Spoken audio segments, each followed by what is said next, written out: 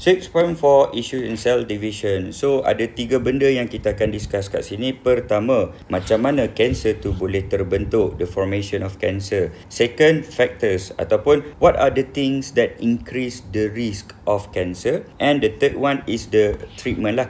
Treatment ni could be preventative or could be treatment, as in orang tu dah ada cancer dan kita rawat dia. Preventative is dia belum ada cancer lagi tapi kita boleh prevent the cancer from developing. Alright, jadi jom kita tengok the first one. Apa yang benda pertama yang berlaku yang menyebabkan kanser tu boleh terbentuk. First, uncontrolled cell division due to failure of control system in cell cycle. Untuk part epsilon, don't worry, we haven't covered the cell cycle, but this is the idea.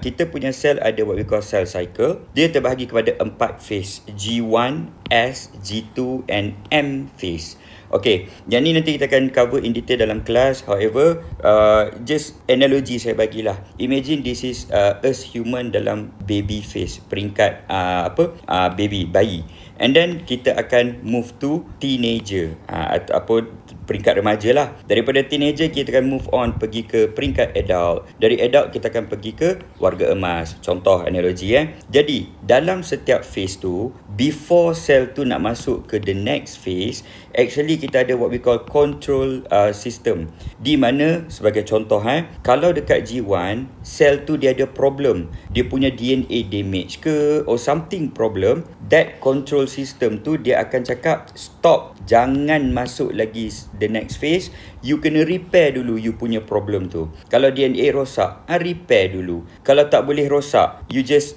go die, literally. We have a system that makes our cell kill itself lah. It's called apoptosis. Awak boleh google benda ni, apoptosis. Okay, yang ni kalau kata sel tu DNA dia terlalu rosak, tak boleh diselamatkan, rather than dia buat problem, better just kill the cell. We have a lot of cell anyway. So that control system supposedly kena function normally lah. Jadi cancer happen or tumor happen when the control system tu tak boleh function properly. Di mana kalau ada sel tu rosak, DNA dia damage, dia macam boleh masuk ke next phase, and finally the cell can undergo mitosis or cell division. Itu punca dia. Jadi kalau dalam exam, don't worry, itu dah detail saya cerita, but basically you boleh mention benda ni lah, failure of control system. So bila control system tu dah fail, dia akan membentuk what we call tumor. Apakah maksud tumor? Tumor means a group of cell. Remember tadi saya cakap dia berpunca daripada one cell yang problematic dekat sini kan,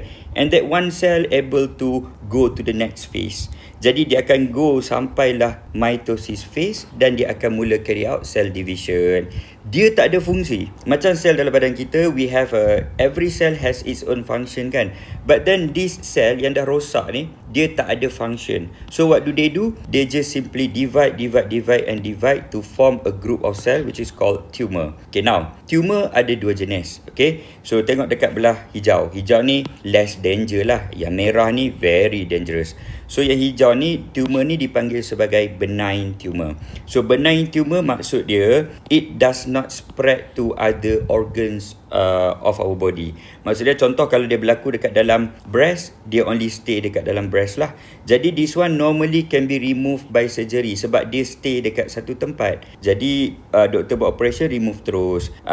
Normally it depends on person tu. Kadang-kadang dia jadi balik, kadang-kadang tidak. So ini berbeza case lah. Jadi cara nak ingat, awak ingat huruf B B for baik. Tak adalah nak kata dia ni baik, tapi dia ni at least tak merebak ke tempat lain. So that's benign tumor. Now yang berbahaya, yang bahaya ni adalah malignant tumor.